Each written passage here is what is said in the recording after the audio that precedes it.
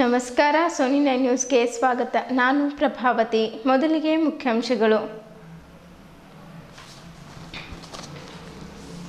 ಶ್ರೀ ವಾಸವಿ ಕನ್ನಿಕಾ ಪರಮೇಶ್ವರ ಜಯಂತಿ ಅಂಗವಾಗಿ ಆರ್ಯ ವೈಶ್ಯ ಸಂಘದಿಂದ ವಿವಿಧ ಧಾರ್ಮಿಕ ಕಾರ್ಯಕ್ರಮಗಳು. ದತ್ತಾತ್ರೇಯ ಸಿಂಧೋಲ್ 3 ದಿನಗಳ ಬೀದರ್ ಜಿಲ್ಲಾ ಮೆಥೋಡಿಸ್ಟ್ ಕ್ರೈಸ್ತ ವಾರ್ಷಿಕ ಜಾತ್ರಾ ಮಹೋತ್ಸವಕ್ಕೆ ಅದ್ದೂರಿ ಚಾಲನೆ.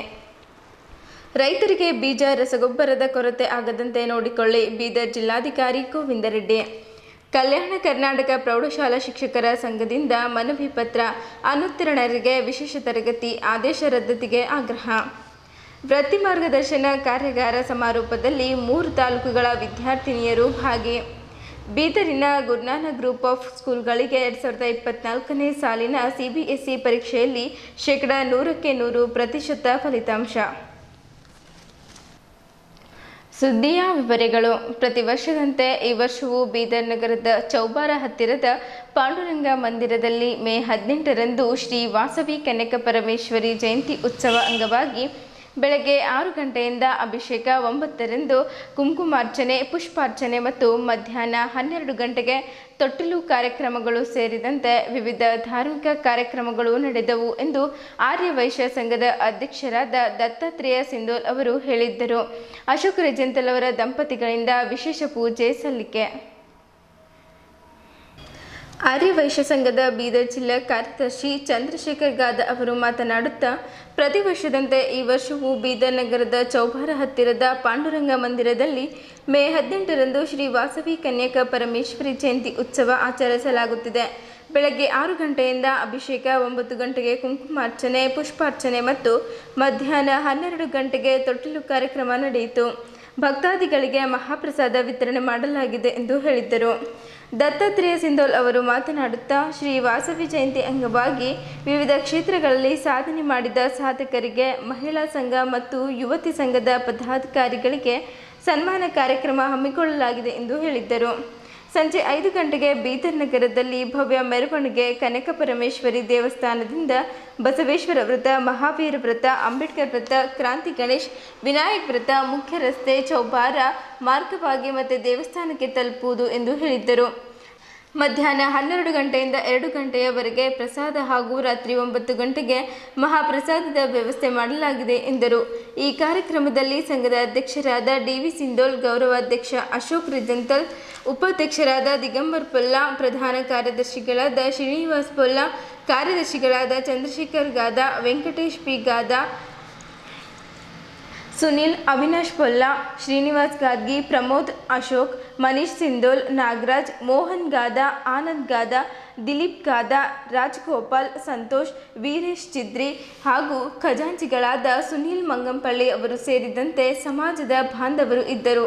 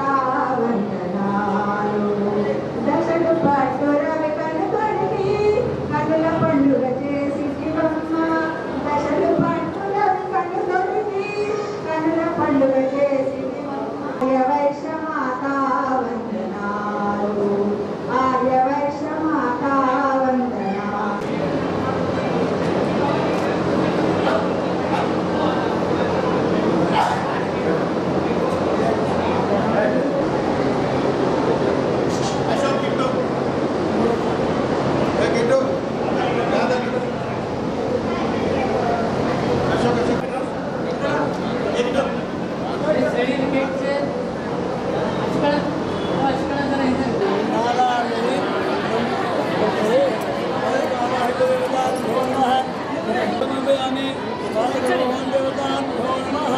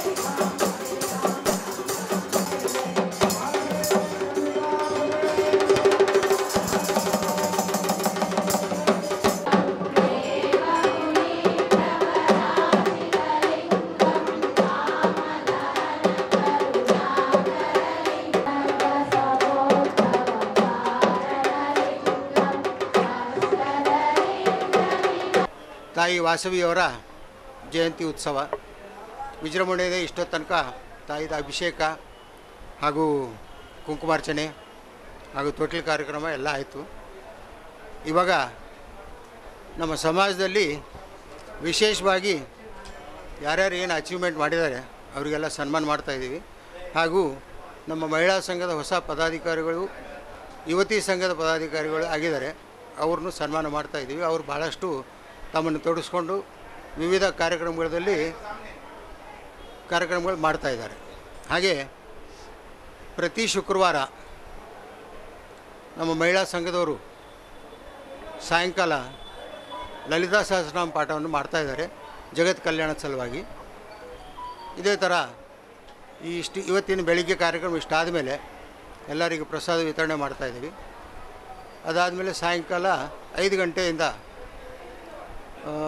ವಾಸವಿ ಮಾತೆಯ ಭವ್ಯವಾದಂಥ ಮೆರವಣಿಗೆ ಇಲ್ಲಿಂದ ಬಸವೇಶ್ವರ ಚೌಕ್, ಅಂಬೇಡ್ಕರ್ ಚೌಕ್ ಹಾಗೂ ವಿನಾಯಕ್ ಚೌಕ್, ಅಲ್ಲಿಂದ ಚೌಬಾರೆಯಿಂದ ಬೀದರ್ಗೆ ಬಂದು ದೇವಸ್ಥಾನಕ್ಕೆ ಬಂದು ಸಂಪನ್ನಗೊಳ್ಳುತ್ತದೆ. ಅದಾದಮೇಲೇನು ಪ್ರಸಾದ ಇದೆ. ಇದರಲ್ಲಿ ನಾನು ಕುಲಬಾಂಧವರಿಗೆ ಹಾಗೂ ವಿಶೇಷವಾಗಿ ಎಲ್ಲ ಜನರಿಗೆ ಈ ತಾಯಿಯ ಮೆರವಣಿಗೆ ಕಾರ್ಯಕ್ರಮದಲ್ಲಿ ಜಾಸ್ತಿ ಜನ ಭಾಗವಹಿಸಿ ಯಶಸ್ವಿಗೊಳಿಸಬೇಕಂತ ನಾನು ವಿನಂತಿ ಮಾಡ್ತೀನಿ. ಕರ್ನಾಟಕದಲ್ಲಿ ಆರ್ಯವೈಶ್ಯ ಸಮಾಜ 300 ದೇವಸ್ಥಾನಗಳಿವೆ.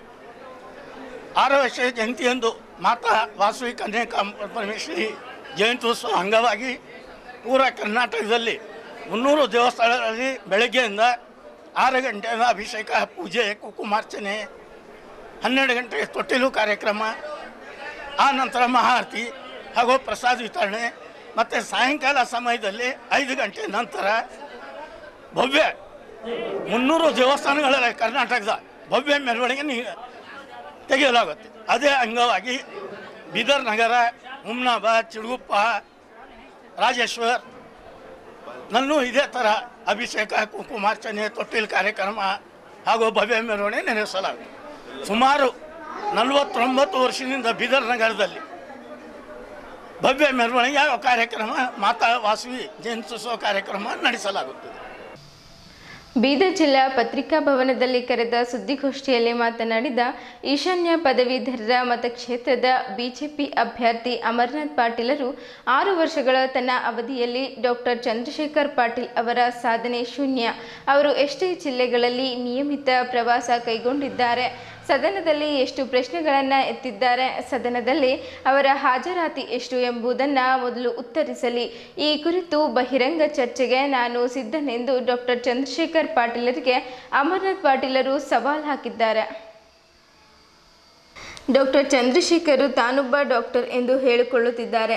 ಆದರೆ ಅವರಿಗೆ ಸ್ಟೆಥೋಸ್ಕೋಪ್ ಅಂದರೆ ಏನು ಎಂಬುದೇ ಗೊತ್ತಿಲ್ಲ. ಇದುವರೆಗೆ ಅವರು ಎಷ್ಟು ಜನರಿಗೆ ಮಾತ್ರ ಇಂಜೆಕ್ಷನ್ ನೀಡಿದ್ದಾರೆ ಎಂಬುದನ್ನು ಉತ್ತರಿಸಲಿ.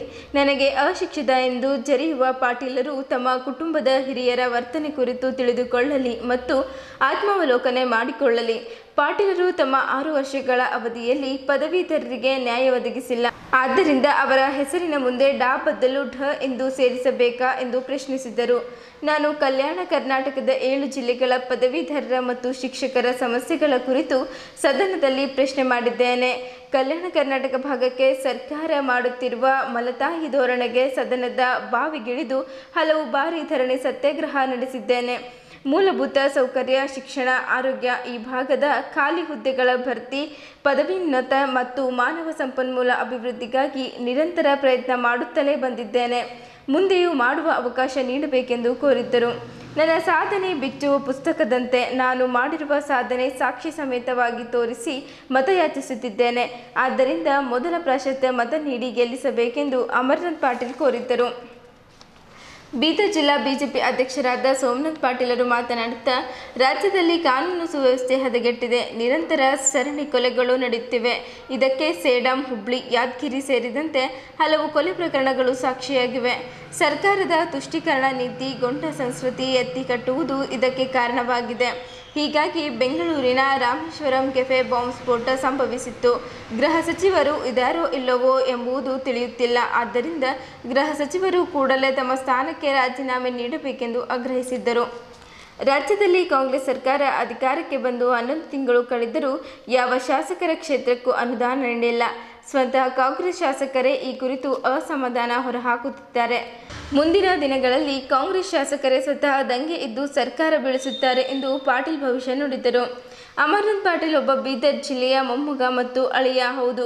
ಸಂಘಟನಾ ಚತುರರು, ಜನಸೇವಕ. ಅವರಿಗೆ ಮತ ನೀಡಿ ಗೆಲ್ಲಿಸಿರಿ ಎಂದು ಪಾಟೀಲರು ಮನವಿ ಮಾಡಿಕೊಂಡರು. ಅಲ್ಲದೆ ಲೋಕಸಭೆ ಚುನಾವಣೆಯಲ್ಲಿ 28 ಕ್ಷೇತ್ರಗಳು, ಈಶಾನ್ಯ ಪದವೀಧರರ ಚುನಾವಣೆಯಲ್ಲಿ 6 ಕ್ಷೇತ್ರಗಳಲ್ಲಿ ಬಿಜೆಪಿ ಗೆಲುವು ಸಾಧಿಸಲಿದೆ ಎಂದು ವಿಶ್ವಾಸ ವ್ಯಕ್ತಪಡಿಸಿದ್ದರು. ಬಿಜೆಪಿ ಅಧಿಕಾರಕ್ಕೆ ಬಂದ ಮೇಲೆ ಎಲ್ಲ ಕಂಪನಿಗಳು ಸುಗಮವಾಗಿ ನಡೆಯುತ್ತಿವೆ. ಹಲವು ವಾಹನಗಳ ಬಿಡಿ ಭಾಗಗಳಲ್ಲಿ ಭಾರತದಲ್ಲಿಯೇ ತಯಾರಾಗುತ್ತಿವೆ. ಸಚಿವ ಖೂಬಾ ಅವರ ಪ್ರಯತ್ನದೊಂದಿಗೆ ಅವರ ತಾಲೂಕಿನಲ್ಲಿ 13,000 ಕೋಟಿ ಅನುದಾನದ ಸೋಲಾರ್ ಪಾರ್ಕ್ ಸ್ಥಾಪನೆಯಾಗಲಿದೆ. ಆದರೆ ರಾಜ್ಯ ಸರ್ಕಾರ ತನ್ನ ಪಾಲಿನ ಅನುದಾನ ನೀಡುತ್ತಿಲ್ಲ. ಸೋಲಾರ್ ಪಾರ್ಕ್ ಸ್ಥಾಪನೆಯಾದರೆ ಜಿಲ್ಲೆಯ 11,000 ಜನರಿಗೆ ಉದ್ಯೋಗ ಸಿಗುತ್ತದೆ. ಇದು ಬಿಜೆಪಿ ಸರ್ಕಾರದ ಸಾಧನೆ ಎಂದು ತಿಳಿಸಿದ್ದರು. ಬೀದರ್ ದಕ್ಷಿಣ ಶಾಸಕರಾದ ಡಾಕ್ಟರ್ ಶೈಲೇಂದ್ರ ಬೆಲ್ದಾಳೆ ಅವರು ಮಾತನಾಡುತ್ತಾ, ರಾಜ್ಯದಲ್ಲಿ ಭೀಕರ ಬರಗಾಲ ಬಂದಿದೆ. ಆದರೂ ರಾಜ್ಯ ಸರ್ಕಾರ 2,000 ರೂಪಾಯಿ ಬರ ಪರಿಹಾರ ಹಣ ಸಹ ರೈತರ ಖಾತೆಗೆ ಜಮಾ ಆಗಿಲ್ಲ ಎಂದರು. ಈ ಸುದ್ದಿಗೋಷ್ಠಿಯಲ್ಲಿ ಬಿಜೆಪಿ ಜಿಲ್ಲಾಧ್ಯಕ್ಷ ಸೋಮನಾಥ್ ಪಾಟೀಲ್, ಶಾಸಕ ಡಾಕ್ಟರ್ ಶೈಲೇಂದ್ರ ಬೆಲ್ದಾಳೆ, ಶರಣು ಸಲ್ಗರ್, ಪಕ್ಷದ ವಿಭಾಗೀಯ ಪ್ರಭಾರಿ ಈಶ್ವರ್ ಸಿಂಗ್ ಠಾಕೂರ್, ಪ್ರಧಾನ ಕಾರ್ಯದರ್ಶಿ ಪೀರಪ್ಪ ಔರಾದೆ, ಪ್ರಮುಖರಾದ ಮಾಧವ್ ಹೊಸೂರೆ, ಅರ್ಹನ್ ಸಾವಳೆ, ಬಾಬುರಾವ್ ಕಾರ್ಬಾರಿ, ಬಾಬು ವಾಲಿ, ಲಿಂಗರಾಜ್ ಬಿರಾದರ್, ಬಸವರಾಜ್ ಪವರ್, ಶಶಿಧರ್ ಸೂಗೂರ್ ಉಪಸ್ಥಿತರಿದ್ದರು. ಇದು ಪದವೀಧರ ಮತದಾರರಿದ್ದಾರೆ, ಪ್ರಬುದ್ಧ ಮತದಾರರಾಗಿರ್ತಾರೆ. ಅವರಿಗೆ ಇವೆಲ್ಲ ವಿಷಯಗಳು ಗೊತ್ತಿವೆ. ಇವತ್ತು ರಾಜ್ಯದಲ್ಲಿ ಅಭಿವೃದ್ಧಿ ಕಾರ್ಯ ಪೂರ್ತಿ ಕುಂಠಿತಗೊಂಡಿದೆ. ಕೇವಲ ಪುಕ್ಕಟ್ಟೆ ಫ್ರೀ ಬಿಗಳನ್ನು ಕೊಟ್ಟು ಇವತ್ತು ಸರ್ಕಾರ ದಿವಾಳಿಯಾಗಿದೆ.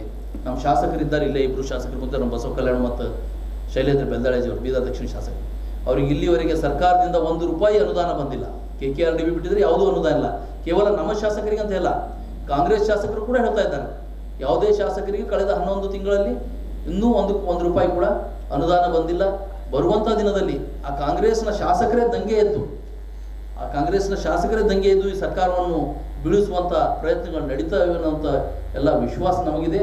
ಜೊತೆಯಲ್ಲಿ ಬರುವಂಥ ಚುನಾವಣೆಯಲ್ಲಿರುವಂಥ ಪ್ರಬುದ್ಧ ಮತದಾರರು ಈ ಸರ್ಕಾರದ ಮನಸ್ಥಿತಿ ಹಾಗೂ ರಾಜ್ಯದಲ್ಲಿರುವಂಥ ಕಾನೂನು ಸುವ್ಯವಸ್ಥೆಯನ್ನು ನೋಡಿ ಈ ಗುಂಡಾರಾಜನ್ನು ವಿರೋಧಿಸಿ ಇವತ್ತು ಬರುವಂಥ ದಿನದಲ್ಲಿ ಭಾರತೀಯ ಜನತಾ ಪಕ್ಷದ ಅಭ್ಯರ್ಥಿಗಳಾದಂಥ ಹಾಗೂ ಬಹಳ ಸೌಮ್ಯ ಸ್ವಭಾವದ ನಮ್ಮ ಜಿಲ್ಲೆಯ ಅಳಿಯಂದಿರರು, ಮೊಮ್ಮಗನೂ ಇದ್ದಾರೆ ಮತ್ತು ಅಳಿಯಂದರು ಇದ್ದಾರೆ. ಮತ್ತು ಹಿಂದೆ ಸಾಕಷ್ಟು ಕಾರ್ಯಗಳನ್ನು ಮಾಡಿದ್ದಾರೆ. ನೀವು ಯಾವ ಶಾಲೆಗೆ ಹೋದ್ರೂ ಅಲ್ಲಿ ಏನಾದರೂ ಇವ್ರದ್ದೊಂದು ಅನುದಾನ ಸಿಗ್ತದೆ, ಕೋರ್ಟಿಗೆ ಹೋದ್ರೂ ಕೂಡ ಅಲ್ಲೊಂದು ಅನುದಾನ ಇವ್ರಿಗೆ ಸಿಗ್ತದೆ. ಅಂತ ಒಂದು ಕಾರ್ಯ ಮಾಡಿದಂಥ ಅಮರನಾಥ್ ಪಾಟೀಲ್ರಿಗೆ ಬಹಳಷ್ಟು ಬಹುಮತದಿಂದ ಮೊದಲ ಪ್ರಾಶಸ್ತ್ಯ ಮತದಲ್ಲಿ ಅವರಿಗೆ ವಿಜಯವನ್ನು ತಂದು ಕೊಡ್ತಾರೆ ಅನ್ನುವಂಥ ವಿಶ್ವಾಸ ಇದೆ. ಜೊತೆಯಲ್ಲಿ ಹಿಂದೆ ನಡೆದಂಥ ಲೋಕಸಭಾ ಚುನಾವಣೆಯಲ್ಲಿಯೂ ಕೂಡ ನಾವು ಎಲ್ಲ ಕ್ಷೇತ್ರಗಳಲ್ಲಿ ಲೀಡನ್ನು ಪಡೆದುಕೊಂಡು ಕಳೆದ ಸಲಕ್ಕಿಂತ ಹೆಚ್ಚಿನ ಲೀಡ್ನಿಂದ ನಾವು ಈ ಸಲ ಲೋಕಸಭೆ ಚುನಾವಣೆ ಗೆಲ್ತೀವಿ. ರಾಜ್ಯದಲ್ಲಿ 28 ಸ್ಥಾನಗಳು ಬಿಜೆಪಿ ಗೆಲ್ಲುವಂಥ ಒಂದು ಅವಕಾಶ ಇದೆ. ಹಾಗೂ ಈ 6 ಪದವೀಧರ ಮತ್ತು ಶಿಕ್ಷಕ ಕ್ಷೇತ್ರದ ಸೀಟ್ಗಳನ್ನು ಕೂಡ ಭಾರತೀಯ ಜನತಾ ಪಕ್ಷ ಗೆಲ್ತದೆ ಅನ್ನುವಂಥ ವಿಶ್ವಾಸ ನಮಗಿದೆ. ನಾನು ಬಿಟ್ಟಿಲ್ಲ. ನಾನು ಮುಖ್ಯಮಂತ್ರಿಗಳ ಬಾವಿಯಲ್ಲಿ ಸದನದಲ್ಲಿ ಮುಖ್ಯಮಂತ್ರಿಗಳ ಎದುರುಗಡೆ ಹೋಗಿ ಸದನದಲ್ಲಿ ಅವ್ರ ಎದುರುಗಡೆ ಧರಣಿ ಮಾಡಿದ್ದೀನಿ. ಇವತ್ತು ನಾವು ನಮ್ಮ ಪಕ್ಷಕ್ಕೆ, ನಮ್ಮ ಪ್ರದೇಶಕ್ಕೆ ನೀವು ಸ್ವಲ್ಪ ಮಲತಾಯಿ ಧೋರಣೆ ಮಾಡ್ತಾ ಇದ್ದೀರಿ. ನಮ್ಮ ಯುವಕರಿಗೆ ಹೆಚ್ಚಿನ ಅವಕಾಶಗಳು ಕೊಡಲಿಕ್ಕೆ ವಿಫಲರಾಗಿದೆ ಈ ಸರ್ಕಾರ. ಅದನ್ನು ನೀವು ತ್ವರಿತವಾಗಿ ಭಾಳ ಗಂಭೀರತೆಯಿಂದ ಪರಿಗಣನೆ ಮಾಡಿ ಹೆಚ್ಚಿನ ಉದ್ಯೋಗದ ನಿಟ್ಟಿನಲ್ಲಿ ನೀವು ಅಧಿಸೂಚನೆ ಹೊರಡಿಸಬೇಕು. ಯುವಕರಿಗೆ ಸರ್ಕಾರಿ ಸ್ವಾಮ್ಯದಲ್ಲಿ, ಸರ್ಕಾರಿ ಕಚೇರಿಗಳಲ್ಲಿ, ಅರೆ ಸರ್ಕಾರಿ ಕಚೇರಿಗಳಲ್ಲಿ ಹೆಚ್ಚಿನ ಉದ್ಯೋಗ ಅವಕಾಶ ನೀಡಬೇಕನ್ನುವಂಥ ನಿಟ್ಟಿನಲ್ಲಿ ಇದು ಒಂದು ಉದಾಹರಣೆ ಹೇಳ್ತಾ ಇದ್ದೀನಿ. ಇಂಥ ಒಂದು ನೂರಾರು ವಿಡಿಯೋಗಳು ಇವತ್ತು ನನ್ನ ಹತ್ರ ಇದ್ದಾವೆ. ನೂರಾರು ಪ್ರಶ್ನೆಗಳು ಇವತ್ತಿದ್ದಾವೆ. ಹಲವಾರು ಇವತ್ತು 0 ವರ್ಷ ನಿಯಮ 330 ಅಡಿಯಲ್ಲಿ, 68 ಅಡಿಯಲ್ಲಿ, 72 ಅಡಿಯಲ್ಲಿ, ಹೀಗೆ ಹಲವಾರು ಆಯಾಮಗಳಲ್ಲಿ ಎಲ್ಲೆಲ್ಲಿ ಹೇಳೋ ತಾತ್ಪರ್ಯ, ಎಲ್ಲೆಲ್ಲಿ ಅವಕಾಶಗಳು ಸಿಗ್ತಾವ ಅಲ್ಲೆಲ್ಲಿ ಈ ಭಾಗದ ಜ್ವಲಂತ ಸಮಸ್ಯೆಗಳ ಬಗ್ಗೆ ಅಲ್ಲಿ ಪ್ರಸ್ತಾಪ ಮಾಡಿದಂಥವು. ಮತ್ತು ಅದರ ಜೊತೆ ಅಹೋರಾತ್ರಿ ಧರಣಿಗಳು, ಈ ಸರ್ಕಾರದ ವಿರುದ್ಧ, ಜನವಿರೋಧಿ ನೀತಿ ವಿರುದ್ಧ ಅಹೋರಾತ್ರಿ ಧರಣಿಗಳನ್ನು ಕೂಡ ಮಾಡಿದ್ದುಂಟು. ಮತ್ತು ಈ ನಮ್ಮ ರಾಜ್ಯದ ವಿಶೇಷವಾಗಿ ಕಲ್ಯಾಣ ಕರ್ನಾಟಕದ ಶೈಕ್ಷಣಿಕ ಪ್ರಗತಿಗಾಗಿ 10 ದಿವಸ ಅಹೋರಾತ್ರಿ ಧರಣಿ. ವಿಧಾನಸೌಧ ಪಕ್ಕದ ಮಹಾತ್ಮ ಗಾಂಧಿ ಪುತ್ಥಳಿ ಎದುರುಗಡೆನೆ ನಾವು 10 ದಿವಸ ಅಲ್ಲೇ ಶಿಕ್ಷಣ ಕ್ಷೇತ್ರ ಮತ್ತು ಪದವೀಧರ ಕ್ಷೇತ್ರದ MLCಗಳು ಅಲ್ಲಿ ಧರಣಿ ಮಾಡಿದ ಉಂಟು. ಅಂದರೆ ಸರ್ಕಾರದ ಮೇಲೆ ಒತ್ತಡ ತರಂಥ ಕೆಲಸ ಮಾಡಿದ್ದೀವಿ. ಕಾಂಗ್ರೆಸ್ನ ಅಭ್ಯರ್ಥಿಗಳು ನಿನ್ನೆ ಕೆಲವು ಪ್ರತಿಕ್ರಿಯೆ ಕೊಡುವಂಥ ಸಂದರ್ಭದಲ್ಲಿ, ಕಮೆಂಟ್ ಮಾಡುವಂಥ ಸಂದರ್ಭದಲ್ಲಿ ಕೆಲವು ವಿಷಯಗಳು ಪ್ರಸ್ತಾಪ ಮಾಡಿದ್ದಾರೆ. ಇದು ಅನ್ಪಡ ಅವ್ರು ಸುಶಿಕ್ಷಿತರಂತೆ ನನ್ನ ಗೌರವಾನ್ವಿತರು ಈ ಪದವನ್ನು ಬಳಕೆ ಮಾಡಿದ್ದಾರೆ. ನಾನು ಒಂದೇ ಒಂದು ನಮ್ಮ ಚಂಪಾ, ಭಾಳ ಗೌರವಾನ್ವಿತ ಅವ್ರ ಹೆಸರು ಚಂದ್ರಶೇಖರ್ ಪಾಟೀಲ್, ಚಂಪಾ ಅಂತ. ಈ ಚಂದ್ರಶೇಖರ್ ಪಾಟೀಲ್ ಹೆಸರು ಎದುರುಗಡೆ ಏನಿದೆ ಸರ್? ಡಾಕ್ಟರ್. ಇವರು ಡಾಕ್ಟರ್ ಆಗಿ ನನಗೆ ಹೇಳಿದ್ರು, ಇವ್ರು ಸುಶಿಕ್ಷಿತರು, ಡಾಕ್ಟರ್. ಇವ್ರು ಡಾಕ್ಟರ್ ಆಗಿ ಸ್ಟೆಥೆಸ್ಕೋಪ್ ಅಂದ್ರೆ ಏನು, ಎಷ್ಟು ಇಂಜೆಕ್ಷನ್ಸ್ ಕೊಟ್ಟಿದ್ದಾರೆ, ಎಷ್ಟು ಪಿಲ್ಸ್ ಟ್ಯಾಬ್ಲೆಟ್ಗಳನ್ನು ಇವ್ರು ಕೊಟ್ಟಿದ್ದಾರೆ, ಎಷ್ಟು ನಾಡಿ ಮಿಡಿತಗಳನ್ನು ನೋಡಿದ್ದಾರೆ ಅನ್ನೋಂಥದ್ದು ನಂದು ಒಂದು ಸಣ್ಣ ಹಂಬಲ್ ಸಬ್ಮಿಷನ್ ಇವರಿಗೆ. ನಮ್ಮ ಗೌರವಾನ್ವಿತ ಚಂದ್ರಶೇಖರ್ ಪಾಟೀಲ್ರಿಗೆ. ಜಿಲ್ಲೆಯಲ್ಲಿ ನಾವು ಭೀಕರ ಬರಗಾಲ ಇದೆ ರಾಜ್ಯದಲ್ಲಿ. ಎಂದೂ ಕಂಡಾರದಂಥ ಬರಗಾಲ ಈ ಸಲ ರಾಜ್ಯದಲ್ಲಾಗಿದೆ. ಬರಗಾಲ ಕೂಡ ತಾಲೂಕು ಘೋಷಣೆ ಆಗಿದೆ. ಬಟ್ ನಾವು 330 ಕೋಟಿ ನಾವು ಪ್ರಸ್ತಾವನೆ ಜಿಲ್ಲೆಯಲ್ಲಿಂದ ಕಳಿಸಿದಿತ್ತು. ಅದರಲ್ಲಿ ಬಂದಿದೆ ಓನ್ಲಿ 115 ಕೋಟಿ ಬಂದು, ಅದರಲ್ಲೂ 2,000 ರೂಪಾಯಿ ಪ್ರತಿ ಯಾರಿಗೂ ಕರೆಕ್ಟಾಗಿ ಮುಟ್ಟಿಲ್ಲ. 2,000 ಮೊನ್ನೆ ಕೂಡ ನಾವು ಚುನಾವಣೆಗೆ ಹೋದರೂ ಕೂಡ ಸಾಕಷ್ಟು ರೈತರು ಜನರು ಇನ್ನೂ ತನಕ 2,000 ಎಲ್ಲೂ ಮುಟ್ಟಿಲ್ಲ. ಕೆಲವರು ಮುಟ್ಟಿದೆ, ಕೆಲವರು ಮುಟ್ಟಿಲ್ಲ. ಕೇಂದ್ರದಿಂದ ಅನುದಾನ ಬರಗಾಲದ ಮೊನ್ನೆ 35,000 ಕೋಟಿ 3,500 ಕೋಟಿ ಬಿಡುಗಡೆ ಆಯಿತು. ಅದು ಸಮರ್ಪಕವಾಗಿ ರೈತರಿಗೆ ಕೊಡ್ತಾ ಇಲ್ಲ. ತಾವೇ ಮಾಧ್ಯಮದಲ್ಲಿ 2 ದಿವಸ ಆಯಿತು ಪ್ರಸಾರ ಕೂಡ ಮಾಡ್ತಾ ಇದ್ದೀರಿ. ಅದಕ್ಕೆ ಇಲ್ಲಿ ಕೂಡ ಏನು 115 ಕೋಟಿ ಬಂದಿದೆ. ಇನ್ನು ಮೊನ್ನೆ ಕೇಳಿದಾಗ ಸ್ವಲ್ಪ ನೆಟ್ವರ್ಕ್ ಇಶ್ಯೂ ಅದ, ಸ್ವಲ್ಪ ಟೆಕ್ನಿಕಲ್ ಪ್ರಾಬ್ಲಮ್ ಆಗ್ತಾ ಇದೆ ಅಂತ ನಾನು ಸ್ಟೇಟ್ಮೆಂಟ್ಗಳು ನೋಡಿದೆ. ಮೊನ್ನೆ ಕೂಡ ನಮ್ಮ ಕ್ಷೇತ್ರ ಬಗದಲ್ಲಿ ಏರಿಯಾ ಆಗಲಿ, ಕೆಲವೊಂದು 4-5 ಏರಿಯಾದಲ್ಲಿ ಅಲ್ಲಿ ಕೆಲವು ರೈತರಿಗೆ ಇನ್ನೂ ದುಡ್ಡು ಮುಟ್ಟಿಲ್ಲ 2,000 ರೂಪಾಯಿ.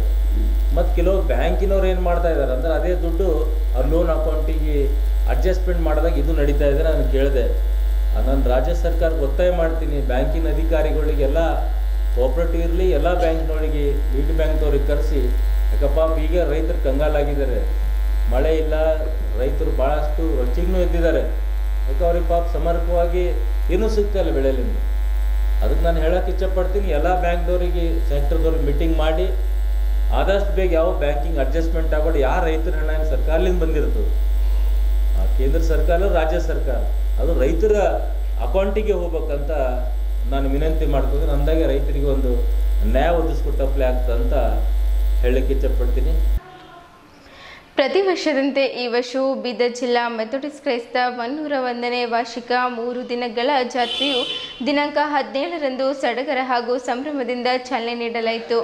ದೇವರ ಕೃಪೆಯಿಂದ ಪ್ರತಿ ವರ್ಷದಂತೆ ಅದ್ಭುತವಾಗಿ ನಡೆಯುತ್ತಿದ್ದು, ಈ ವರ್ಷವೂ ಸಹ ಮೇ 17ರಿಂದ 19ರವರೆಗೆ 3 ದಿನಗಳ ಕಾಲ ಅದ್ಧೂರಿಯಿಂದ ಜಾತ್ರೆಯು ಆಚರಿಸಲಾಗುತ್ತದೆ. 100 ವರ್ಷಗಳ ಹಿಂದೆ ತಾತ ಸಿಮೆಂಟ್ಸ್ ಅವರು ಆರಂಭಿಸಿದ ಮಿಷನ್ ಜಾತ್ರೆಯು ನಿರಂತರವಾಗಿ ನಡೆಯುತ್ತಿದೆ ಎಂದು ಘನ ಜೈಫಲ್ ಅವರು ಹೇಳಿದ್ದರು.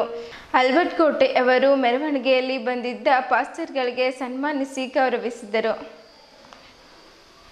ಮೇ 17 ಶುಕ್ರವಾರದಂದು ಮುಂಜಾನೆ 10 ಗಂಟೆಗೆ ದೈವಾರಾಧನೆ ಮತ್ತು ಭಜನೆ ಸ್ಪರ್ಧೆ, ಬೀದರ್ ದಕ್ಷಿಣ ಸಭೆಯವರಿಂದ ಸ್ಪರ್ಧೆ, ಹಾಡುಗಳು, ಸಂಗೀತ, ಕೀರ್ತನೆ, ಘನ ಡಾಕ್ಟರ್ ಜೆ.ಟಿ. ಸಿಮೆಂಟ್ಸ್ ರವರ ಸ್ವರಚಿತ ಭಕ್ತಿ ಸಂಗ್ರಹದಿಂದ ಒಂದು ಭಜನೆ ಹಾಡು ಹಾಗೂ 2ನೇ ಅವಧಿಯ ದೈವಾರಾಧನೆ ಸಾಯಂಕಾಲ 6 ಗಂಟೆಯಿಂದ ಸಾಯಂಕಾಲ 7 ಗಂಟೆಗೆ ದೈವಾರಾಧನೆ ಮತ್ತು ಮೆರವಣಿಗೆ ಸಾಯಂಕಾಲ 6 ಗಂಟೆಯಿಂದ ವಿವಿಧ ಏರಿಯಾಗಳಿಂದ ಆಗಮನ. ಸೆಂಟ್ ಪೌಲ್ ಮೆಥಡಿಸ್ಟ್ ಚರ್ಚ್ ಸಭೆ ಮಂಗಲ್ಪೇಟ್ ಬೀದರ್ನಲ್ಲಿ ಮುಕ್ತಾಯಗೊಳ್ಳುತ್ತದೆ ಎಂದು ತಿಳಿಸಿದ್ದರು. ಜೈಫೋಲ್ ಅವರು ಮಾತನಾಡುತ್ತಾ ಬಿಷನ್ ಎನ್.ಎಲ್. ಕರ್ಕರೆ ಮತ್ತು ಘನ ಎನ್.ಎಲ್. ಪೌಲ್ ಬೆಂಗಳೂರು ಅವರ ಮಾರ್ಗದರ್ಶನದಲ್ಲಿ 101ನೇ ಕ್ರೈಸ್ತ ಜಾತ್ರಾ ಮಹೋತ್ಸವ ಕಾರ್ಯಕ್ರಮ ಆಚರಣೆ ಮಾಡಲಾಗುತ್ತಿದೆ ಎಂದು ಹೇಳಿದ್ದರು. ಆಲ್ಬರ್ಟ್ ಕೋಟೆ ಅವರು ಮಾತನಾಡುತ್ತಾ ಸೆಂಟ್ ಪೌಲ್ ಮೆಥಡಿಸ್ಟ್ ಚರ್ಚ್ನಲ್ಲಿ 101ನೇ ಕ್ರೈಸ್ತ ಜಾತ್ರಾ ಮಹೋತ್ಸವ ಕಾರ್ಯಕ್ರಮ ಅದ್ದೂರಿಯಿಂದ ಆಚರಣೆ ಮಾಡಲಾಗುತ್ತಿದೆ ಎಂದು ಹೇಳಿದ್ದರು. ಸಂಜೀವ್ಕುಮಾರ್ ಅವರು ಮಾತನಾಡುತ್ತಾ ಜಾತ್ರಾ ಮಹೋತ್ಸವ ವರ್ಷದಿಂದ ವರ್ಷಕ್ಕೆ ವೈಭವದಿಂದ ಆಚರಣೆ ಮಾಡಲಾಗುತ್ತಿದೆ ಎಂದರು. ಸಂಜಯ್ ಜಾಗೀರ್ದಾರ್ ಅವರು ಮಾತನಾಡುತ್ತಾ ಬೀದರ್ ನಗರದ ವಿವಿಧೆಡೆಯಿಂದ ಜಾತ್ರೆಗೆ ಮೆರವಣಿಗೆಗಳು ತೆಗೆದುಕೊಂಡು ಬಂದು ಕ್ರೈಸ್ತ ಬಾಂಧವರಿಗೆ ಧನ್ಯವಾದಗಳು ಹೇಳಿದ್ದರು. ಈ ಕಾರ್ಯಕ್ರಮದಲ್ಲಿ ಬೀದರ್ ಜಿಲ್ಲೆಯ ವಿವಿಧ ಗ್ರಾಮಗಳಿಂದ ಬಂದಿರುವ ಕ್ರೈಸ್ತ ಬಾಂಧವರು ಇದ್ದರು.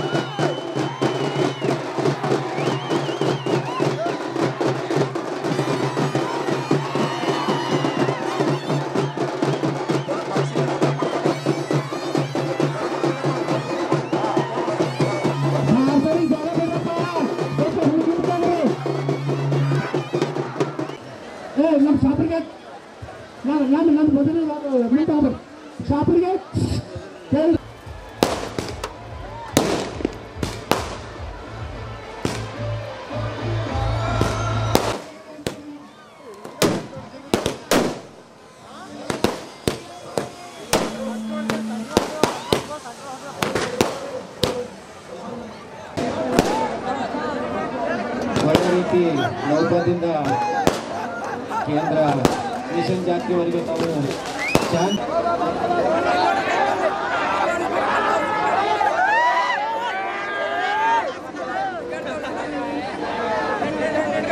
ಯಾಕಂದರೆ ಬೀದರ್ ಜಾತ್ರೆ ಇದು ಐತಿಹಾಸಿಕವಾದ ಜಾತ್ರೆ. ಸುಮಾರು 101ನೆಯ ಜಾತ್ರೆ ಇದು ಆಗಿ ನಾವು ಇದನ್ನು ಆಚರಣೆ ಮಾಡ್ತಲಿದ್ದೇವೆ.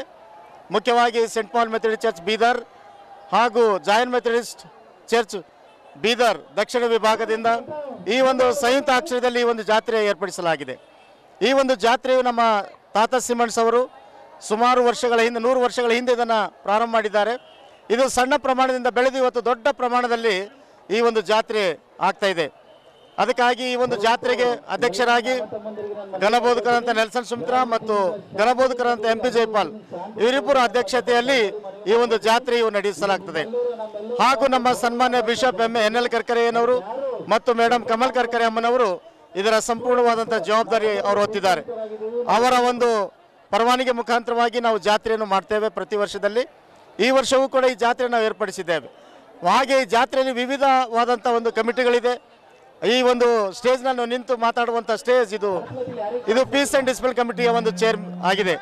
ಅದಕ್ಕಾಗಿ ಈ ಒಂದು ಸ್ಟೇಜಲ್ಲಿ ಮಿಸ್ಟರ್ ಆಲ್ಬರ್ಟ್ ಕೋಟೆ ಮತ್ತು ಮಿಸ್ಟರ್ ಸಂಜು ಮಾಣಿಕಪ್ಪ ಡಾಕುಳಿಗಿ ಇವರು 2 ಜಿಲ್ಲೆಯ ಲೇನಾಯಕರಾಗಿರೋದ್ರಿಂದ ಇವರ ಒಂದು ಅಧ್ಯಕ್ಷತೆಯಲ್ಲಿ ಈ ಒಂದು ಜಾತ್ರೆಯಲ್ಲಿ ಪೀಸ್ ಆ್ಯಂಡ್ ಡಿಸಿಪ್ಲಿನ್ ಆಗಿ ನಡಲಿಕ್ಕೆ ಸಾಧ್ಯತೆ ಇದೆ. ಮಾತ್ರವಲ್ಲದೆ ಅನೇಕ ಕಮಿಟಿಗಳು ಅವರವರ ಕೆಲಸಗಳು ಮಾಡ್ತಾ ಇದ್ದಾರೆ. ಆದರೆ ನಮಗೆ ಒಂದು ಬಹಳ ಸಂತೋಷದ ವಿಷಯ ಏನಂದರೆ ಈ ವರ್ಷದಲ್ಲಿ ಬಹಳ ಜನರು ಈ ಒಂದು ಶುಕ್ರವಾರದ ಸಾಯಂಕಾಲದಲ್ಲಿ ಮೆರವಣಿಗೆಯನ್ನು ತೆಗೆದುಕೊಂಡು ಬಂದಿದ್ದಾರೆ. ಪ್ರತಿಯೊಂದು ಹಳ್ಳಿಗಳಿಂದ ಅವರು ಭಜನೆ ತೆಗೆದುಕೊಂಡು ಆ ಚುಟುಕಿ ನಾಟಕವಾಗಲಿ ಇನ್ನಿತರ ಬೇರೆ ಬೇರೆ ನಾಟಕಗಳು ಮಾಡುತ್ತಾ ದೇವರಿಗೆ ಸ್ತುತಿ ಪದಗಳನ್ನು ಹಾಡುತ್ತಾ ಬಂದಿದ್ದಾರೆ. ನಾವು ಒಂದು ಮಾತ್ರ ಹೇಳಬಲ್ಲೆವೇನೆಂದರೆ ಇಷ್ಟು ಜನರು ಸೇರಿದರೂ ಕೂಡ ಯಾವ ಒಂದು ಸಣ್ಣ ವಿಷಯದಲ್ಲಿಯೂ ಯಾವುದೇ ಅಹಿತಕರವಾದಂಥ ಘಟನೆಗಳು ನಡೀಲಾರದಂಥ ಒಂದು ವಿಷಯ ನಾವು ನಿಮ್ಮ ಮುಂದೆ ಇಡ್ತೇವೆ. ಯಾಕೆಂದರೆ ದೇವರ ಪ್ರಸನ್ನತೆ, ದೇವರ ಒಂದು ಕಾರ್ಯ, ಈ ಒಂದು ಕಾರ್ಯದಲ್ಲಿ ದೇವರು ನಮಗೆ ಸಹಾಯ ಮಾಡಿದ್ದಾರೆ. 100 ವರ್ಷದ ಹಿಂದೆ ಹೇಗೆ ದೇವರು ನಮಗೆ ಸಹಾಯ ಮಾಡಿದರೋ ಇವತ್ತಿಗೂ ಕೂಡ ಅದೇ ದೇವರು ನಮಗೆ ಅದೇ ರೀತಿಯಲ್ಲಿ ನಮಗೆ ಸಹಾಯವನ್ನು ಮಾಡ್ತಾ ಇದ್ದಾರೆ. ಹಾಗಾಗಿ ಮೆರವಣಿಗೆ ತಂದಿರತಕ್ಕಂಥ ಎಲ್ಲರಿಗೂ ನಾವು ವಂದಿಸ್ತೇವೆ ಮತ್ತು ಭಜನೆ ತಂದಂಥವ್ರಿಗೆ ವಂದಿಸ್ತೇವೆ ಮತ್ತು ಜಾತ್ರೆಗೆ ಬಂದಿರತಕ್ಕಂಥ ಪ್ರತಿಯೊಬ್ಬ ಭಕ್ತಾದಿಗಳಿಗೆ ನಾವು ವಂದನೆ ಸಲ್ಲಿಸ್ತೇವೆ. ಈ ಜಾತ್ರೆಯಲ್ಲಿ ಇನ್ನೊಂದು ವಿಶೇಷತೆ ಏನಿದೆ ಅಂತ ಹೇಳಿದರೆ ಇದು ಜಾತ್ರೆ ಕೇವಲ ಕ್ರೈಸ್ತರ ಜಾತ್ರೆ ಮಾತ್ರವಲ್ಲ, ಇದು ಎಲ್ಲರ ಜಾತ್ರೆ, ಇದು ಎಲ್ಲ ಸರ್ವ ಜನರ ಜಾತ್ರೆ. ಇದರಲ್ಲಿ ಹಿಂದೂಗಳಿದ್ದಾರೆ, ಮುಸ್ಲಿಮ್ಸರಿದ್ದಾರೆ ಮತ್ತು ಇನ್ನಿತರ ಎಲ್ಲ ಜನಾಂಗದವರು ಇದರಲ್ಲಿ ನಾವು ಸೇರಿ ಬಂದಿದ್ದೇವೆ. ನಾವೆಲ್ಲರೂ ಅಣ್ಣ ತಮ್ಮಿದರು ಅಕ್ಕ ತಂಗಿಯರು ಅನ್ನತಕ್ಕಂಥ ಮನೋಭಾವನೆ ನಮ್ಮಲ್ಲಿ ಇರೋದರಿಂದ ಮತ್ತು ಎಲ್ಲರೂ ಕೂಡ ಸೇರಿಕೊಂಡು ನಾವು ಇದು ಜಾತ್ರೆ ನಾವು ಮಾಡ್ತಾ ಇದ್ದೇವೆ. ಈ ಜಾತ್ರೆಗೆ ಬಹಳ ವಿಶೇಷತೆ ಇದೆ. ಇದರಲ್ಲಿ ನಾವು ಪ್ರತಿಯೊಬ್ಬರು ಯೇಸು ಕರ್ತನ ನಾವು ಆರಾಧಿಸಲು ಬರ್ತೇವೆ. ಅದು ಬಹಳ ದೊಡ್ಡದಾದಂಥ ಆಶೀರ್ವಾದ. ಆತನ ನಾವು ನೋಡಲು ಬರ್ತೇವೆ. ಇಲ್ಲಿ ಆ ಒಂದು ಭಕ್ತಿಯ ಜೀವನ ನಾವು ನಡೆಸ್ಕೊಂಡು ಹೋಗಲು ನಾವು ಇಲ್ಲಿಗೆ ಬರ್ತೇವೆ. ಆದ್ದರಿಂದ ಈ ಜಾತ್ರೆ ಇದು ಸಾಂಕೇತಿಕವಾದಂಥ ಜಾತ್ರೆ ಅಲ್ಲ, ಬಹಳ ದೊಡ್ಡ ಅರ್ಥಗರ್ಭಿತವಾದಂಥ ಜಾತ್ರೆಯಾಗಿದ್ದು ಈ ಜಾತ್ರೆ ಮುಖಾಂತರವಾಗಿ ಅನೇಕರು ಆಶೀರ್ವಾದಗಳನ್ನು ಹೊಂದಿಕೊಂಡು ತಮ್ಮ ಊರುಗಳಿಗೆ ಅವರು ಹೋಗ್ತಾರೆ. ಇದು ಸುಮಾರು 3 ದಿವಸದ ಜಾತ್ರೆ. ಇದು ಶುಕ್ರವಾರ, ಶನಿವಾರ ಮತ್ತು ಆದಿತ್ಯವಾರ ಇದು ಮಧ್ಯಾಹ್ನದ ಮೇಲೆ ಇದು ಮುಕ್ತಾಯಗೊಳ್ತದೆ. ಆದ್ದರಿಂದ ಈ ಒಂದು ಜಾತ್ರೆಯು ಪ್ರತಿಯೊಬ್ಬ ವ್ಯಕ್ತಿಗಳಿಗೆ ಬಹಳ ವಿಶೇಷವಾದಂಥದ್ದು ಮತ್ತು ಇದು ಹಬ್ಬದ ಒಂದು ವಾತಾವರಣ. ಪ್ರತಿಯೊಬ್ಬರು ಪರಸ್ಪರ ಒಬ್ಬರನ್ನು ಅರ್ಥ ಮಾಡಿಕೊಳ್ಳುವಂಥದ್ದು, ಯೇಸು ಕಂದನನ್ನು ಮತ್ತು ಯೇಸುವನ್ನು ನೋಡುವಂಥ ಜಾತ್ರೆ ಇದಾಗಿದೆ. ಅದಕ್ಕಾಗಿ ನಾನು ಈ ಮೂಲಕ ನಿಮಗೆ ತಿಳಿಯಪಡಿಸ್ತೇನೆ, ಇದರ ಆಶೀರ್ವಾದ ನಿಮ್ಮೆಲ್ಲರಿಗೂ ಮುಟ್ಟಲಿ, ತಲುಪಲಿ, ನಿಮ್ಮ ಮನೆ ಬಾಗಿಲಿಗೆ ಇದು ಬಂದು ಸೇರಲಿ ಮತ್ತು ನಿಮ್ಮ ಕುಟುಂಬ ಜೀವನದಲ್ಲಿ, ವೈಯಕ್ತಿಕ ಜೀವನದಲ್ಲಿ ಶಾಂತಿ, ಸಮಾಧಾನ, ಸಮೃದ್ಧಿ ಮತ್ತು ಆಶೀರ್ವಾದ ಇರಲಿ ಎಂಬುದಾಗಿ ನಾನು ಹಾರೈಸಿ ಸೆಂಟ್ ಪಾಲ್ ಮೆಥಡಿಸ್ಟ್ ಚರ್ಚ್ ಕೇಂದ್ರ ಸಭೆ ವತಿಯಿಂದ 101ನೇ ಮಿಷನ್ ಜಾತ್ರಾ ವಾರ್ಷಿಕೋತ್ಸವವನ್ನು ಹಮ್ಮಿಕೊಂಡಿದ್ದಾರೆ. ಭಾಳ ಒಳ್ಳೆ ರೀತಿಯಿಂದ ಜನರು ಬಂದು ಪೀಸ್ಫುಲ್ಲಾಗಿ ಜಾತ್ರಾ ಜುಲ್ಸು ಎಲ್ಲ ನೋಡ್ತಾ ಇದ್ದಾರೆ. ನಮ್ಮ ಡಿ ಐ ಸಾಹೇಬ್ರಿಗೆ, ನಾರ್ತ್ ಸೌತ್ ಡಿ ಐ ಸಾಹೇಬ್ರಿಗೆ ವಂದನೆ ಹೇಳ್ತೀನಿ, ಪೊಲೀಸ್ ಆಫೀಸರ್ಗೆ ಸಹ ವಂದನೆ ಹೇಳ್ತೀನಿ. ನಾ ಜಿಲ್ಲಾ ಲೇನಾಯಕಾಗಿ ಹಾಗೂ ನನ್ನ ಮಿತ್ರ ಸಂಜು ಕುಮಾರ್ ಅವರು ಸಹ ಸೌತ್ ಜಿಲ್ಲಾ ಲೇನಾಯಕರ ನಾವು ಶಾಂತಿ ಮತ್ತು ಶಿಸ್ತು ಪಾಲನೆ ಅಧ್ಯಕ್ಷ ಆಗಿದ್ದೀವಿ. ಭಾಳ ಶಾಂತಿ ರೀತಿಯಿಂದ ಜಾತ್ರಾ ಆಗ್ತಾ ಇದೆ. ಜಾತ್ರಾ 101ನೇ ವರ್ಷ ಸಂಭ್ರಮ ಆಚರಣೆ ಮಾಡ್ತಾ ಇದ್ದೇವೆ. ನೇತೃತ್ವದಲ್ಲಿ ಬಿಷಾಪಯ್ಯನವರು ಹಾಗೂ ನೆಲ್ಸನ್ ಸುಮಿತ್ರ ಅವರು ಹಾಗೂ ಜೈಪಾಲ್ ಸೌತ್ ಅವರು, ನಾವು ಮತ್ತು ನಮ್ಮ ನಾರ್ತ್ ಸೌತ್ ಲೇ ಲೀಡರ್ ಆದ ಆಲ್ಬರ್ಟ್ ಕೋಟೆ ಅವರು, ನಾನು ಸಂಯುಕ್ತದಲ್ಲಿ ನಮ್ಮ ಸಂಯುಕ್ತದಲ್ಲಿ ಒಂದು ವಿಜೃಂಭಣೆಯಿಂದ ಆಚರಣೆ ಹೇಳ್ತೇವೆ. ಎಲ್ಲ ಹಳ್ಳಿ ಕಡೆ ಭಕ್ತಾದಿಗಳು ಬಂದರ, ಒಳ್ಳೆ ರೆಸ್ಪಾನ್ಸು, ಒಳ್ಳೆ ಮೆರವಣಿಗೆ ಮೂಲಕ ಬಂದರ. ಇದು 3 ದಿವಸ ಜಾತ್ರೆ ಆಗಿರ್ತದೆ. ನಾಳೆ ನಾಡ್ದ 2 ದಿವಸದ ಆರಾಧನೆ ಭಾನುವಾರ ಆಗಿರ್ತದೆ. ಎಲ್ಲ ಸಹಕಾರ ಕೊಟ್ಟರೆ ಹಾಗೂ ಇಲಾಖೆ ಪೊಲೀಸ್ ಇಲಾಖೆ ಕೂಡ ಸರ್ಕಾರ ಕೊಟ್ಟರೆ ನಮ್ಮ ಮಿತ್ರರು ಮೀಡಿಯಾದವ್ರು ಭೀ ಕೂಡ ಅವ್ರಿಗೆ ಧನ್ಯವಾದ ಹೇಳ್ತೇವೆ. ಒಳ್ಳೆ ಭಾಳ ಜನ ಇದು ಇತಿಹಾಸ ಹೇಳ್ಬೋದು. ಇದು ಬೀದರ್ ಜಿಲ್ಲೆ ಅಂದ್ರೆ ಒಂದು ಇತಿಹಾಸ ಜಾತ್ರೆ ಅನ್ಬೋದು. ಶ್ರೀಮಂತ ಆತವ್ರು ಏನು ಹಾಕೊಟ್ರು ನಮ್ದು ಯೋಜನೆ, ಅದೇ ಅವರೇ ಮಾರ್ಗದರ್ಶಕರಾಗಿ ನಾವೆಲ್ಲವರು ಅವ್ರು ತುಳಿದಂಥ ಹೆಜ್ಜೆ ನಾವು ಹೋಗ್ತಾ ಇದ್ದೇವೆ. ಒಳ್ಳೆ ನಾವು ಕ್ರೈಸ್ತರು ಶಾಂತಿ ರೀತಿಯಿಂದ ನಡೆಸೋರಾಗಿದ್ದೇವೆ. ಒಳ್ಳೆ ಆಶೀರ್ವಾದ ಪಡ್ಕೊಳ್ಳೋಕ್ಕಾಗಿ 3 ದಿವಸ ನಮ್ಮ ಭಕ್ತಾದಿಗಳು ಆಶೀರ್ವಾದ ಪಡ್ಕೋತಾರೆ ಅಂತ ಹೇಳಿ ನಾನು 2 ಮಾತು. ಇದು 3 ದಿವಸದ ಜಾತ್ರೆ ಒಳ್ಳೆ ರೀತಿಯಿಂದ ವಿಜೃಂಭಣೆಯಿಂದ ಅನೇಕ ಪ್ರೊಸೆಷನ್ಗಳನ್ನು ಬರ್ತಲಿದ್ದೇವೆ. ಒಳ್ಳೆ ವಾತಾವರಣ ಇದೆ. ಜನರ ಮಧ್ಯದಲ್ಲಿ ಒಂದು ಉಲ್ಲಾಸವನ್ನು ಒಳ್ಳೆ ರೀತಿಯಿಂದ ನಡೀತಲಿದೆ. ಈ 3 ದಿವಸ ಜಾತ್ರೆಯಲ್ಲಿ ಒಂದು ಒಳ್ಳೆ ಶುಭ ಸಮಾಚಾರಗಳನ್ನು, ಸುವಾರ್ತೆಗಳನ್ನು, ಅನೇಕ ದೈವ ಸೇವಕರುಗಳನ್ನು ಬರ್ತಲಿದ್ದಾರೆ. ನಮ್ಮ ಸೌತ್ ನಾರ್ತ್ ಡಿ ಎಸ್ ಇವರು ಮಾಡಿದ ಶ್ರಮೆ, ಇವರು ಮಾಡೋಂಥ ಅನೇಕ ಹಳ್ಳಿಗಳಿಗೆ ಮಾಡಿದಂಥ ಸೇವೆಗಾಗಿ ಇಷ್ಟು ಜನ ಉಮ್ಮಡಿಸಿ ಬರ್ತಲಿದೆ. ಇದು ಸಂತೋಷದ ವಾತಾವರಣ ಆಗಿದೆ. ಪ್ರತಿದಿನ ಪ್ರತಿ ವರ್ಷ ಹೆಚ್ಚೆಚ್ಚಾಗಿ ಜಾಸ್ತಿನೇ ಬರ್ತಲಿದ್ದಾರೆ. ಅದಕ್ಕೆ ದೇವರಿಗೆ ವಂದನೆಗಳನ್ನು ಸಲ್ಲಿಸ್ತೇವೆ. ನಮ್ಮ ಬಿಷಪಾದ NL ಕರ್ಕರೆ ಅವರಿಗೆ ವಂದನೆಗಳನ್ನು ಸಲ್ಲಿಸ್ತೇವೆ. ಅದೇ ರೀತಿಯಿಂದ ನಮ್ಮ ಜೈಪಾಲ್ DI ಸಾಹೇಬರಿಗೆ ವಂದನೆಗಳನ್ನು ಸಲ್ಲಿಸ್ತೇವೆ. ಅದೇ ರೀತಿಯಿಂದ ನಮ್ಮ ನೆಲ್ಸನ್ ಸುಮಿತ್ರ ಸರ್ರಿಗೆ ಹಾಗೂ ಸೌತ್ ನಾರ್ತ್ ಎಲ್ಲ ನಮ್ಮ ಸಭೆಯ ಸಿಬ್ಬಂದಿಗಳಿಗೆ ನಾವು ವಂದನೆಗಳು ಸಲ್ಲಿಸುತ್ತಾ ಇಲ್ಲಿ ಬಂದಂಥ ಪ್ರತಿಯೊಂದು ನಮ್ಮ ಕ್ರೈಸ್ತ ಜನರಿಗೆ ನಾವು ವಂದನೆಗಳನ್ನು ಸಲ್ಲಿಸ್ತೇವೆ. ಒಂದು ಜಾತ್ರೆ ಮಿಷನ್ ಜಾತ್ರೆ ಅಂದರೆ ಇದು ಇಡೀ ವಿಶ್ವಕ್ಕೆ ಗುರ್ತಿದೆ, ಇಡೀ ದೇಶಕ್ಕೆ ಗುರ್ತಿದೆ. ಇಂಥ ಒಂದು ಜಾತ್ರೆ ನಡಿಬೇಕಾದ್ರೆ ಎಲ್ಲರೂ ಪ್ರಾರ್ಥನೆ ಮುಖ್ಯ. ಇವತ್ತು ಪ್ರತಿ ಒಂದು ಊರಿನಿಂದ ಇವತ್ತೊಂದು ಭವ್ಯವಾದ ಒಂದು ಮೆರವಣಿಗೆ ತಂದು ಇಲ್ಲಿ ಕ್ರಾಸ್ ಹತ್ರ ಎಲ್ಲೆಲ್ಲಿ ಮೈಲೂರು ಆಗಲಿ, ಕುಂಬರವಾಡ ಆಗಲಿ, ಶಾಗಂಜ್ ಆಗಲಿ ಎಲ್ಲ ಕಡೆಯಿಂದ ಇವತ್ತೇನು ಭವ್ಯ ಪ್ರತಿಯೊಂದು ಮೆರವಣಿಗೆ ಇವತ್ತೇನು ನಮ್ಮ ಯೌನಸ್ಥರು ತಗೊಂಡು ಬಂದಿದ್ದಾರೆ. ಭಾಳ ಶಾಂತಿ ರೀತಿಯಿಂದ, ಭಾಳ ಪ್ರೀತಿನಿಂದ ಒಬ್ಬರಿಗೊಬ್ಬರು ಹೆಂಚ್ಕೊಂಡು ಇವತ್ತಿನ ದಿವಸ ಭಾಳ ಸಂಭ್ರಮಣೆಯಿಂದ ಮಾಡ್ತಾ ಇದ್ದಾರೆ. ಈ ಜಾತ್ರೆ 3 ದಿವಸ ನಡೀತದೆ. ನಾಡ್ದು ಸಂಡೇ ದಿವಸ ಫೈನಲ್ ಆಗ್ತದೆ. ಅದಕ್ಕೆ ನಾನು ಪ್ರತಿಯೊಬ್ಬರಿಗೆ ಪ್ರಾರ್ಥನೆ ಮಾಡ್ಕೊಳ್ತೀನಿ, ಯಾವ ಥರ ಇಲ್ಲಿ ಪ್ರೀತಿನಿಂದ ಬಂದಿರಿ ಅದೇ ಥರ ಪ್ರೀತಿನಿಂದ ವಾಪಸ್ ಹೋಗಬೇಕು. ಯಾಕಂದರೆ ನಮ್ಮ ಮನೆಯವರೆಲ್ಲರೂ ಶಾಂತಿ ನೋಡ್ತಾರೆ. ನಮ್ಮ ಒಂದು ಶಾಂತಿ, ನಮ್ಮ ಒಂದು ಪ್ರೀತಿ ಅನ್ಯ ಜನರಿಗೆ ಗುರ್ತಾಗಬೇಕಾಗಿದೆ. ಅದಕ್ಕೆ ನಾನು ಎಲ್ಲರಿಗೆ ಕೈ ಮುಗಿದು ಕೇಳ್ಕೊಳ್ತೀನಿ, ಈ ಒಂದು ಜಾತ್ರೆ ಉತ್ಸವದಲ್ಲಿ ಎಲ್ಲರೂ ಶಾಂತಿ ರೀತಿಯಿಂದ ಉತ್ಸವವಾಗಿ ನಾವು ಮಾಡೋಣ ಅಂತ ತಮ್ಮೆಲ್ಲರಿಗೂ ಹೇಳ್ತಾ, ಈ ಒಂದು 101ನೇ ಒಂದು ಮಿಷನ್ ಜಾತ್ರಾ ಒಂದು ನಿಮಿತ್ತವಾಗಿ ಒಂದು ರೆವರೆಂಟ್ ಜೈಪಾಲ್ ಸರ್ ಹಾಗೂ ರೆವರೆಂಟ್ ನೆಲ್ಸನ್ ಸುಮಿತ್ರಾ ಅವರ ಒಂದು ನೇತೃತ್ವದಲ್ಲಿ ಬಹಳ ಒಂದು ಅದ್ದೂರಿಯಾಗಿ ಏನದಂದ್ರೆ 101ನೇ ಒಂದು ಮಿಷನ್ ಜಾತ್ರಾ ಉತ್ಸವವನ್ನು ಬಹಳ ವಿಜೃಂಭಣೆಯಿಂದ ಆಚರಣೆ ನಡೀತಾ ಇದೆ. ಅನೇಕ ವಿಲೇಜ್ಗಳಿಂದ ಏನದ ಅಂತಂದ್ರೆ ಇವತ್ತು ಒಂದು ಡಿಜೆದ ಮೂಲಕ ಏನದ ಒಂದು ಮೆರವಣಿಗೆ ಮೂಲಕ ಒಂದು ಯೇಸು ಕ್ರಿಸ್ತನ ಒಂದು ಹಾಡೋದ್ರ ಮೂಲಕ ಏನದಂದ್ರೆ ಒಂದು ಹಾಡಗಳನ್ನು ಮೂಲಕ ಒಂದು ಡ್ಯಾನ್ಸ್ಗಳನ್ನು ಮಾಡ್ಕೊಂಡು ಅನೇಕ ವಿಲೇಜ್ಗಳಿಂದ ಬಂದಿದ್ದಾರೆ. ಹಾಗೂ ಅದೇ ರೀತಿ ಇನ್ನೂ 2 ದಿವಸ ನಡೀತಾ ಇದೆ. ಇದು ಒಂದು ಯಶಸ್ವಿಯಾಗಿ ನಡೀಲಿ ಮತ್ತು ಇದಕ್ಕೆ ಸಹಕರಿಸಿದ ಪ್ರತಿಯೊಬ್ಬರನ್ನು ಸಹ ನಾನು ಒಂದು ಹೃದಯಪೂರ್ವಕವಾಗಿ ಧನ್ಯವಾದಗಳು ತಿಳಿಸ್ತೇನೆ.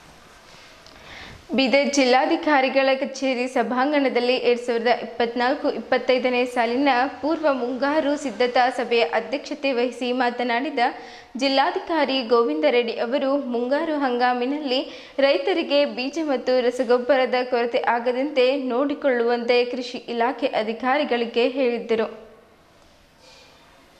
ಕಳೆದ ವರ್ಷ ಸೋಯಾಬೀನ್ ಬೀಜದ ಕೊರತೆ ಇದೆ ಎಂದು ರೈತರು ದೂರು ನೀಡಿದ್ದರು. ಆದರೆ ಬೀಜದ ದಾಸ್ತಾನು ಮಾಡಲು ಸ್ವಲ್ಪ ವಿಳಂಬವಾಯಿತು. ಪ್ರಸಕ್ತ ಸಾಲಿನಲ್ಲಿ ಜೂನ್ 1ರಿಂದ ಮಳೆ ಪ್ರಾರಂಭವಾಗಿ ಜುಲೈ ತಿಂಗಳಲ್ಲಿ ಹೆಚ್ಚಿಗೆ ಮಳೆ ಬೀಳುವ ವರದಿ ಇದೆ. ಈ ಹಿಂದೆ ಬೀಜ ವಿತರಣೆ ಕೇಂದ್ರಗಳು ಮೊದಲಿದ್ದ ಸಂಸ್ಥೆಯಲ್ಲಿಯೇ ಅವುಗಳನ್ನು ಮುಂದುವರಿಸಿ ರಸಗೊಬ್ಬರ ದಾಸ್ತಾನು ಮಾಡಿಕೊಂಡು ರೈತರಿಗೆ ಪ್ರಾಥಮಿಕ ಸ್ವಸಹಾಯ ಕೇಂದ್ರಗಳ ಮೂಲಕ ಸಮರ್ಪಕವಾಗಿ ವಿತರಿಸಬೇಕೆಂದು ಹೇಳಿದ್ದರು. ನಕಲಿ ರಸಗೊಬ್ಬರಗಳ ಬಗ್ಗೆ ಅಧಿಕಾರಿಗಳು ಹೆಚ್ಚಿನ ಗಮನ ಹರಿಸಬೇಕು. ಪ್ರಸಕ್ತ ತಿಂಗಳ ಕೊನೆಯಲ್ಲಿ ಬೀಜ ವಿತರಣಾ ಪ್ರಾರಂಭಿಸಬೇಕೆಂದರು.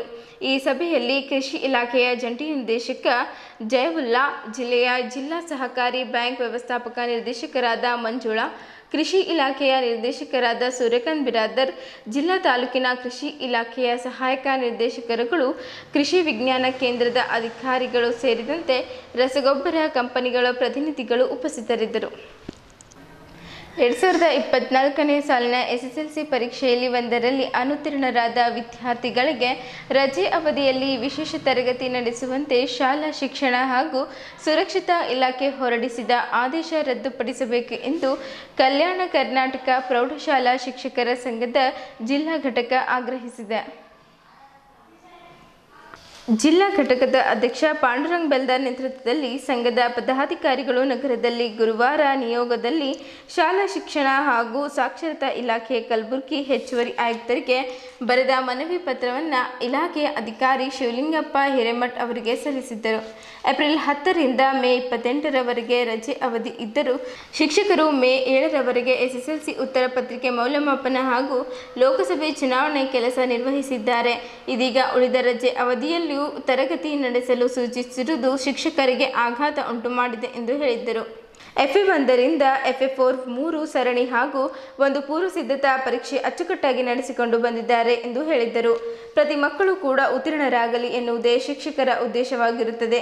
ಆದಾಗ್ಯೂ ನಂತರ ಶಾಲೆಗೆ ಹಾಜರಾಗದ ಕಲಿಕೆಯಲ್ಲಿ ತೀರಾ ಹಿಂದುಳಿದ ಕೆಲ ಮಕ್ಕಳ ಅನುತ್ತೀರ್ಣರಾಗಿರುತ್ತಾರೆ. ಇದರಲ್ಲಿ ಶಿಕ್ಷಕರ ದೋಷವೇನೂ ಇರುವುದಿಲ್ಲ ಎಂದು ಹೇಳಿದ್ದರು. ಸಂಘದ ಜಿಲ್ಲಾ ಘಟಕದ ಗೌರವ ಅಧ್ಯಕ್ಷ ಕಲಾಲ್ ದೇವಿ ಪ್ರಸಾದ್, ಉಪಾಧ್ಯಕ್ಷ ಸೂರ್ಯಕಾಂತ್ ಕಾಂಗೆ, ಪ್ರಧಾನ ಕಾರ್ಯದರ್ಶಿ ವೀರಭದ್ರಪ್ಪ ಚಟ್ನಾಳೆ, ಸಹ ಕಾರ್ಯದರ್ಶಿ ಬಲವಂತರಾವ್ ರಾಥೋಡ್, ಬೀದರ್ ತಾಲೂಕು ಘಟಕದ ಅಧ್ಯಕ್ಷ MD ಶಹಾಬುದ್ದೀನ್, ಬಾಬುರಾವ್ ಮಾಳ್ಗೆ, ಅನಿಲ್ ಕುಮಾರ್ ಶರೀಕರ್, ಸುಭಾಷ್ ಚೌಹಾಣ್, ರಘುನಾಥರಾವ್ ಬೋರೆ ನಿಯೋಗದಲ್ಲಿ ಇದ್ದರು. ಬೀದರ್ ನಗರದ ಕುಂಬರ್ವಾಡದ ಸಮರಸ ಸಂಸ್ಥೆ ಕಚೇರಿಯಲ್ಲಿ ದಿ ಹಂಗರ್ ಪ್ರಾಜೆಕ್ಟ್ ಅಡಿಯಲ್ಲಿ ಹಮ್ಮಿಕೊಂಡಿದ್ದ ಪ್ರಸಕ್ತ ಸಾಲಿನ SSLC ಹಾಗೂ ದ್ವಿತೀಯ PUC ಪರೀಕ್ಷೆಯಲ್ಲಿ ತೇರ್ಗಡೆಯಾದ ವಿದ್ಯಾರ್ಥಿನಿಯರು 4 ದಿನಗಳ ಉಚಿತ ವೃತ್ತಿ ಮಾರ್ಗದರ್ಶನ ಕಾರ್ಯಾಗಾರ ಗುರುವಾರ ಸಮಾರೋಪಗೊಂಡಿತ್ತು. SSLC ಹಾಗೂ ದ್ವಿತೀಯ PUC ನಂತರದ ITI ಡಿಪ್ಲೊಮಾ ಪದವಿ ಸೇರಿದಂತೆ ವಿವಿಧ ಕೋರ್ಸ್ಗಳು ಹಾಗೂ ಸ್ವ ಉದ್ಯೋಗ ಅವಕಾಶಗಳ ಕುರಿತ ಸಂಪನ್ಮೂಲ ವ್ಯಕ್ತಿಗಳು ಮಾರ್ಗದರ್ಶನ ನೀಡಿದ್ದರು. ನ್ಯಾಯಾಧೀಶ ಶಿವಲೀಲಾ, ಸಪ್ತಗಿರಿ ಪದವಿ ಪೂರ್ವ ಕಾಲೇಜಿನ ಉಪನ್ಯಾಸಕ ಅನಿಲ್ ಕುಮಾರ್, ಸರ್ಕಾರಿ ನರ್ಸಿಂಗ್ ಕಾಲೇಜಿನ ಪ್ರಕಾಶ್, ನಿಟ್ಟೂರ್ ಕೈಗಾರಿಕಾ ತರಬೇತಿ ಸಂಸ್ಥೆಯ ರೆಡ್ಡಿ, ದಿ ಹಂಗರ್ ಪ್ರಾಜೆಕ್ಟರ್ ಬೆಂಗಳೂರಿನ ಸೋಮಶೇಖರ್ ಅಲ್ಕೋಟ್, ಪದ್ಮಿನಿ, ಅಮಿತ್ ಫೋಟೋ ಸ್ಟುಡಿಯೋದ ನಿರಂಜನ್ ಅವರು ವಿದ್ಯಾರ್ಥಿಗಳಿಗೆ ಮಾರ್ಗದರ್ಶನ ಮಾಡಿದ್ದರು. ಸಮರಸ ಸಂಸ್ಥೆಯ ಕಾರ್ಯದರ್ಶಿ ವೇದಮಣಿ, ಲಲಿತಾ ಉಪಸ್ಥಿತರಿದ್ದರು. ಕಾರ್ಯಾಗಾರದಲ್ಲಿ ಬೀದರ್, ಹುಮ್ನಾಬಾದ್ ಹಾಗೂ ಔರಾ ತಾಲೂಕುಗಳ 25 ಗ್ರಾಮ ಪಂಚಾಯತ್ಗಳ ವ್ಯಾಪ್ತಿಯ 113 ಗ್ರಾಮಗಳ 368 ವಿದ್ಯಾರ್ಥಿನಿಯರು ಪಾಲ್ಗೊಂಡಿದ್ದರು.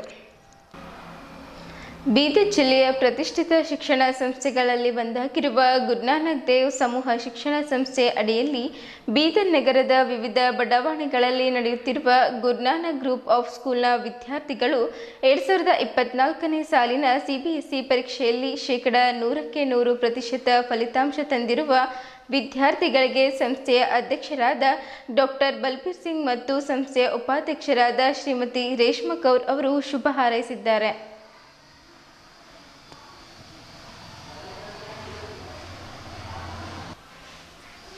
ಇಲ್ಲಿಯವರೆಗೂ ಸುದ್ದಿ ಕೊಟ್ಟಿದ್ದು ನಾನು ಪ್ರಭಾವತಿ. ಮುಂದಿನ ಸುದ್ದಿಯೊಂದಿಗೆ ಮತ್ತೆ ಭೇಟಿಯಾಗೋಣ. ವಂದನೆಗಳು.